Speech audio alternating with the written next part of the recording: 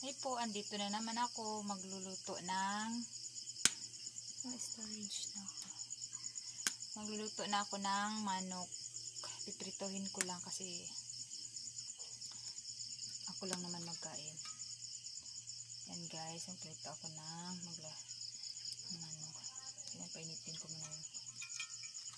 Ayan. Tama na yung mantika kasi ang mahal ng mantika ngayon. Ako. Sobrang mahal guys.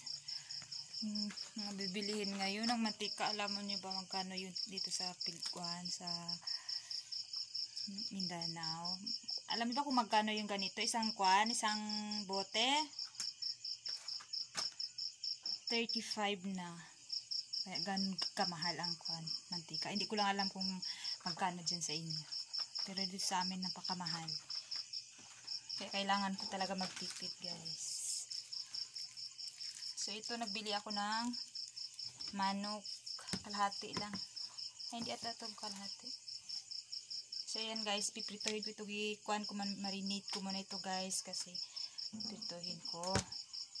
So nagpunta ako ng palengke, nagbayad na lang din ako ng 5-6. Kasi yun, kailangan natin magutang, diba? Doon tayo mabuhay sa utang.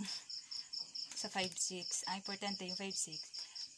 Pang kapital mo din yon, hindi mo lang kinakain, kundi pang puhunan din naman. Ang 5-6, pagkakainin mo lang talaga, walang kalalabasan yun, diba?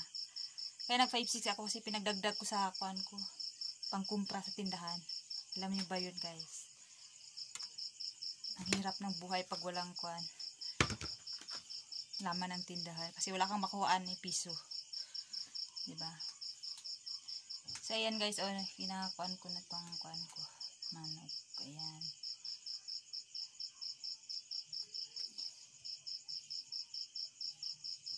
Ayan. Pero hindi ko siguro ito ubusin kasi ako lang naman magkain ngayon gabi. Wala naman akong kasama.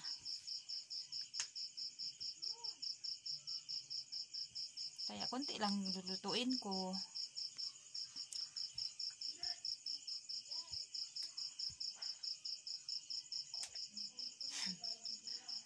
Ayan. Grabe kapagod. Nilakad ko lang. Ang layo ng palengke namin dito. Kasi bukid itong namin guys.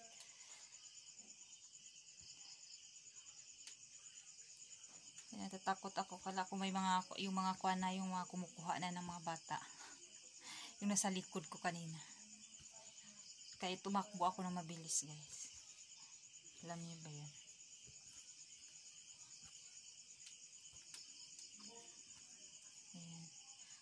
Apat lang piraso lulutuin ko. So let's go.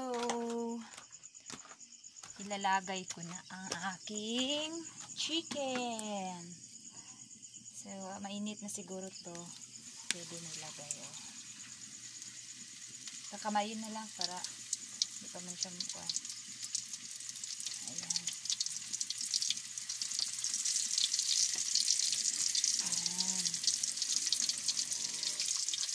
Sakto na siguro yun.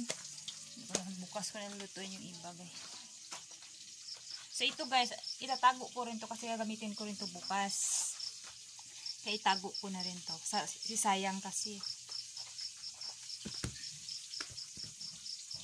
Para hindi tayo magsasayang sa mga ingredient. Diba?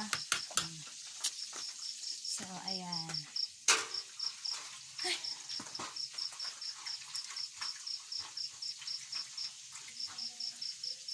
So, ayun lang guys kasi magkuhan pa ako. Doon lang muna ang video ko. Bye-bye muna.